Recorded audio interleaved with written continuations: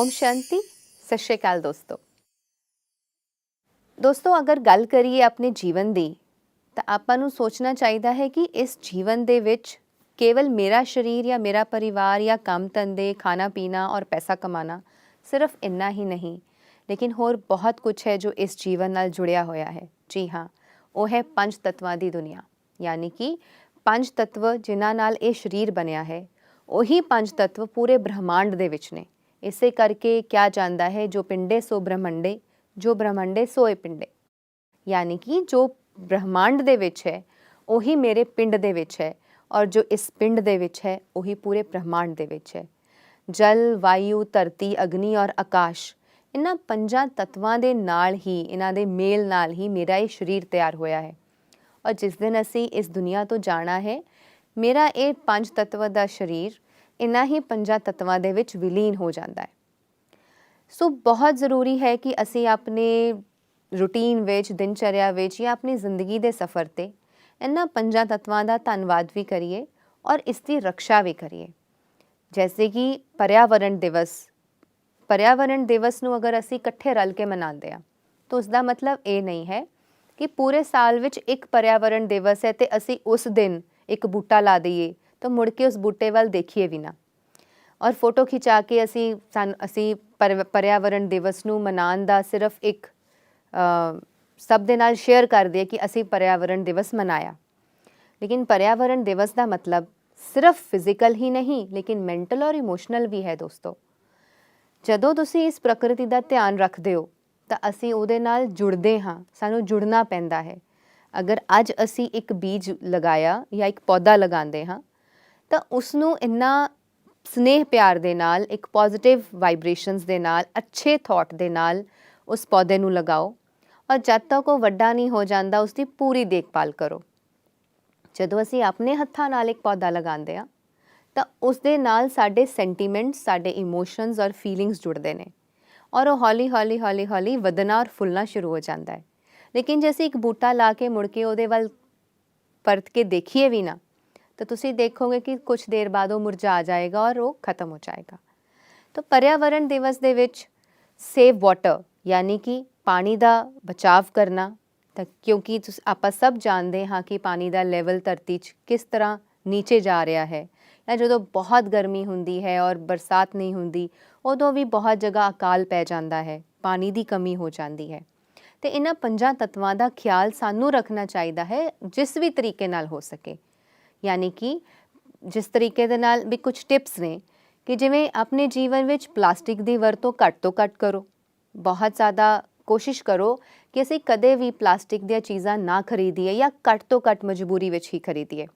दूसरा, किते भी पानी चलदा देखो तो उसनूं बंद करो, पानी का बचाव करो और पानी दे विच किसी भी तरह के दूषित चीज़ां नूं मिलावट करके या उन्होंने सिटना, इन्हां चीज़ां तो अपने आप नूं रोको। अपनियां ऐसियां आदतां बदलो कि जिहदे करके पानी दूषित ना होए। वायु यानी कि जिस हवा चों असी साह लैंदे आ, असी ऐसे कोई काम ना करिए या किसी भी ऐसी चीज़ नूं ना जलाइए जिहदे नाल साडी ये प्यारी हवा भी दूषित होए। धरती जिथे असी चलते हाँ एवें तुरे जाते असी कूड़ा ना सिटीए, एवें तुरे जाते असी इस धरती नूं कुछ ऐसा ना समझिए कि यह तां एवें फॉर ग्रांटेड सानू मिली हुई है। लेकिन इन्हां पंजां तत्वां दी कदर करना सीखिए और इस धरती का भी उन्ना ही आदर सत्कार करिए क्योंकि साडे पैर आखिर इस धरती ते ही चलते हैं। इस तरह आकाश और अग्नि तत्व, तो पंजां तत्वां दा बहुत सही तरीके दे नाल संभाल करनी, उन्हां दा रिस्पैक्ट करनी और उन्हां लई हमेशा स्नेहपूर्वक चलना ये बहुत ज़रूरी है। तो इस धरती नूं बचाउण वास्ते जिन्ने हो सके रुख लगाओ, क्योंकि जदों एक चलदा होया व्यक्ति, तुरदा व्यक्ति थक जाता है तो वो ठंडी छां लभदा है और उस ठंडी छां दे हेठां ही बैठ के अपने आप नूं थोड़ा सुख महसूस करता है और सुकून दिंदा है।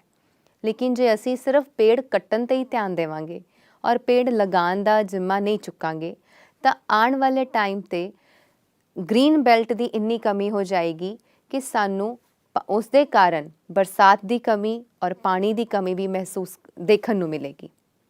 तो इस करके दोस्तों ਅਗਰ ਅਸੀਂ ਆਪਣੇ ਜੀਵਨ ਦੇ ਵਿੱਚ ਕੁਝ ਇਹ ਆਦਤਾਂ ਨੂੰ ਵੀ ਅਪਣਾ ਲਈਏ ਕਿ ਅਸੀਂ ਆਪਣੇ ਪਰਿਆਵਰਣ ਯਾਨੀ ਕਿ ਆਪਣੇ ਪੂਰੇ এনवायरमेंट ਦਾ ਕਿਸੇ ਨਾ ਕਿਸੇ ਤਰੀਕੇ ਅਲੱਗ-ਅਲੱਗ ਤਰੀਕਿਆਂ ਦੇ ਨਾਲ ਉਹਨੂੰ ਸੰਭਾਲਣਾ ਸ਼ੁਰੂ ਕਰੀਏ ਤਾਂ ਆਉਣ ਵਾਲਾ ਜੋ ਸਮਾਂ ਹੈ ਉਹਦੇ ਵਿੱਚ ਨਾ ਕੇਵਲ ਅਸੀਂ ਲੇਕਿਨ ਸਾਡੀਆਂ ਆਉਣ ਵਾਲੀਆਂ ਜਨਰੇਸ਼ਨਸ ਵੀ ਇੱਕ ਅੱਛੀ ਜ਼ਿੰਦਗੀ ਜੀ ਕੇ ਜਾਣਗੀਆਂ।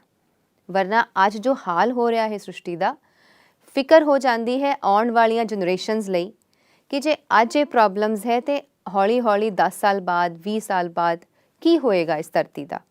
ਤਾਂ ਆਓ ਅਸੀਂ ਹੱਥ ਨਾਲ ਹੱਥ ਜੋੜ ਕੇ ਇੱਕ ਦੂਸਰੇ ਦੇ ਨਾਲ ਮਿਲ ਕੇ ਇਸ ਪੂਰੇ ਪਰਿਆਵਰਣ ਨੂੰ, ਇਸ ਪੂਰੀ ਸ੍ਰਿਸ਼ਟੀ ਨੂੰ ਬਚਾਈਏ।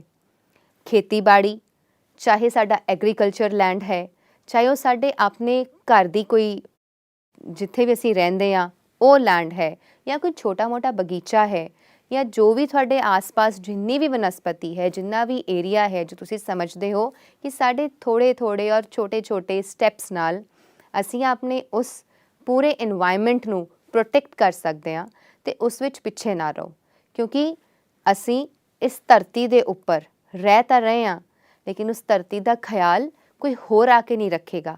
ਜਦ ਅਸੀਂ ਹੀ ਉਹਨੂੰ ਯੂਜ਼ ਕਰ ਰਹੇ ਹਾਂ ਉਹਦਾ ਖਿਆਲ ਵੀ ਸਾਨੂੰ ਹੀ ਰੱਖਣਾ ਪੈਣਾ ਹੈ। ਜਿਵੇਂ ਅਸੀਂ ਆਪਣੇ ਇੱਕ ਛੋਟੇ ਜਿਹੇ ਘਰ ਦਾ ਬਹੁਤ ਖਿਆਲ ਰੱਖਦੇ ਹਾਂ, ਹਰ ਚੀਜ਼ ਨੂੰ ਦੇਖਦੇ ਹਾਂ ਕਿ ਕੋਈ ਟੁੱਟ ਭੱਜ ਤਾਂ ਨਹੀਂ, ਕਿਤੇ ਕੋਈ ਖਰਾਬ ਤਾਂ ਨਹੀਂ ਹੋ ਰਿਹਾ ਜਾਂ ਅਸੀਂ ਉਹਦੀ ਮੇਨਟੇਨੈਂਸ ਟਾਈਮ ਟੂ ਟਾਈਮ ਕਰਦੇ ਹਾਂ। ਇਸੇ ਤਰੀਕੇ ਆਪਣੇ ਛੋਟੇ-ਛੋਟੇ ਬੱਚਿਆਂ ਤੋਂ ਲੈ ਕੇ ਬਜ਼ੁਰਗ ਤੱਕ ਹਰ ਇੱਕ ਵਿਅਕਤੀ ਨੂੰ ਇਹ ਸਮਝ ਹੋਣੀ ਚਾਹੀਦੀ ਹੈ ਕਿ ਆਪਾਂ ਸਾਰੇ ਮਿਲ ਕੇ, ਪੂਰਾ ਪਰਿਵਾਰ ਮਿਲ ਕੇ ਇਸ ਪੂਰੇ ਪਰਿਆਵਰਣ ਨੂੰ, ਇਸ ਪੂਰੇ ਵਾਤਾਵਰਣ ਨੂੰ ਔਰ ਆਪਣੇ ਸਾਰੇ এনवायरमेंट ਦਾ ਖਿਆਲ ਰੱਖੀਏ। ਪਰਿਆਵਰਣ ਦਿਵਸ ਦੇ ਵਿੱਚ ਦੋਸਤੋ ਅਗਰ ਅਸੀਂ ਇੱਕ ਹੋਰ ਪਹਿਲੂ ਜੋੜ ਦਈਏ ਯਾਨੀ ਕਿ ਇਸ ਪੂਰੇ ਪਰਿਆਵਰਣ ਨੂੰ ਫਿਜ਼ੀਕਲੀ ਹੀ ਨਹੀਂ ਲੇਕਿਨ ਮੈਂਟਲੀ ਵੀ ਇਹਦਾ ਖਿਆਲ ਰੱਖਣਾ ਹੈ। ਮੈਂਟਲੀ ਇਸ ਪਰਿਆਵਰਣ ਦਾ, ਪੂਰੇ ਵਾਤਾਵਰਣ ਦਾ ਖਿਆਲ ਰੱਖਣ ਦਾ ਮਤਲਬ ਹੈ ਕਿ ਸਾਡੇ ਮਨ ਚੋਂ ਨਿਕਲ ਰਹੀਆਂ ਤਰੰਗਾਂ, ਸਾਡੇ ਮਨ ਚੋਂ ਨਿਕਲ ਰਹੇ ਵਾਈਬ੍ਰੇਸ਼ਨਸ, ਅਸੀਂ ਆਪਣੇ ਮਨ ਵਿੱਚ ਜੋ ਵੀ ਸੋਚਦੇ ਹਾਂ ਉਹ ਵੀ ਪੂਰੇ ਬ੍ਰਹਿਮੰਡ ਵਿੱਚ ਫੈਲਦਾ ਹੈ। ਉਸ ਦੀਆਂ ਤਰੰਗਾਂ, ਵੇਵਸ ਪੂਰੇ ਸ੍ਰਿਸ਼ਟੀ ਦੇ ਵਿੱਚ ਫੈਲਦੀਆਂ ਨੇ।